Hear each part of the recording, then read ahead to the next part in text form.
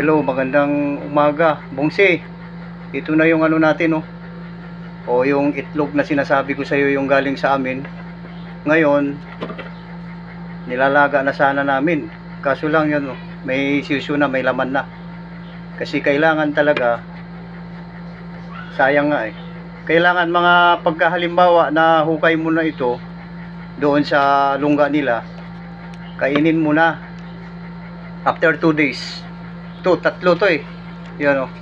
Puro may mga sisyo na sa loob. Yan oh, yung makikita mo na yung isa oh. Ito, malapit na to. Yan oh, mga ilang days na lang. Nilalagay ko nga sa loob ng ano eh, yung lalagyan na kulay puti. Yan, tatlo yan. Yan oh. Itong dalawa. Tapos, mayroon pa ito yon. May sisyo na. Sayang nga. Oh, yun oh. Yan. Dito lang to, mayroon na, aywan ko lang sa ibang lugar kung mayroon na ganitong ano, itlog ibon to eh. Ang tawag sa amin to, yung ibon, tabon, itlog, yung manok, parang size na manok na babae, yung regular lang. Ito, ngayon, mabilis kasi ito eh, lalo na pag ilalagay mo sa ano, sa bigas, yung lalagyan ng bigas, doon sa ano, sa ilalim, after 3 days sisyo na siya. Yan oh, malapit na. Marami kasi itong itong itlog na ito sa amin, parting sa Tawi-Tawi, aywan ko lang sa ibang lugar doon, pero pag doon sa amin, sa barangay namin mismo,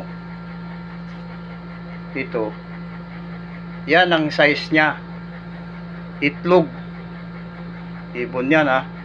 Saan ka makakita ganyan kalaki ng itlog? Doon lang sa amin sa Tawi-Tawi. Hindi ko lang alam yung mga sa ibang lugar. Parting Malaysia mayroon din siguro, sa Malaysia yung mga lugar doon, kasi malapit yun eh. Ito yun, yung sa amin mismo. Sayang nga yung isa, pero ito i-ano natin, magiging sisuran to. Ilalagay natin sa lalagyan na medyo mainit. Ito yun oh. Yan ang sisyo, yun oh. Nasa loob na siya oh. Kararating lang to, galing sa amin kahapon. Ngayon, nilalaga na sana ng misis ko. Nakita nga niya, medyo kulay itim daw yung ilalim. Kaya sabi ko sayang. Oo, masarap pa naman ito. Kaya pagka halimbawa mayroon kayong kailangan ninyo ito, kailangan pumunta tayo doon para makakuha tayo ng itlog. Itong size, ganyan po siya kalaki. Oo, marami sa amin yung mga ganitong yung itlog, masarap, malaki pa. Yan. So, tas ilalagay natin sa ito, malapit na kasi yun oh, gumagalaw-galaw na siya oh. Yan, itlog. Kasi maraming nagsasabi eh parang itlog ka ano raw, ahas. Hindi po, hindi po siyang itlog na ahas. Itlog po siya ng ibon. Ito po, kasi po ito ebidensya po yan oh. Yan, diba? Balot na siya eh. Andyan yung sisyo, yun oh. Sayang nga eh oh. Yan. Ito po. Yan, kaya kailangan po pagka halimbawa eh naghuhukay ka doon yung sa lungga nila, kasi lungga nila parang yung lupa maliit lang pag ganun siya. Kailangan marunong ka doon. Hinuhukay mo, hinahanap mo siya, kasi doon siya nangingitlog. Naghuhukay siya, iniwanan niya lang niya itlog doon sa ilalim ng lupa.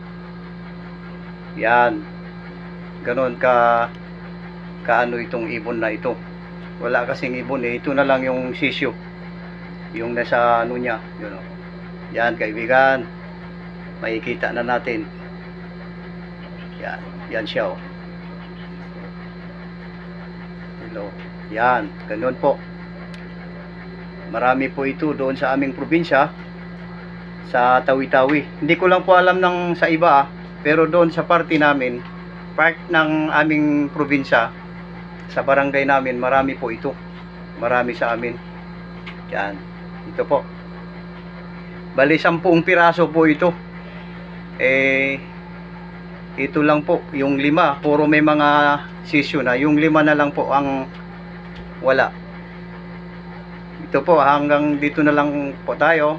Ipapakita ko lang po sa inyo para may knowledge po kayo. Mayroon palang ganitong itlog, ganitong kalaki. Ibon lang yan. Pero malaki rin yung ibon. Parang size ng yung regular na manok na babae, yung Texas.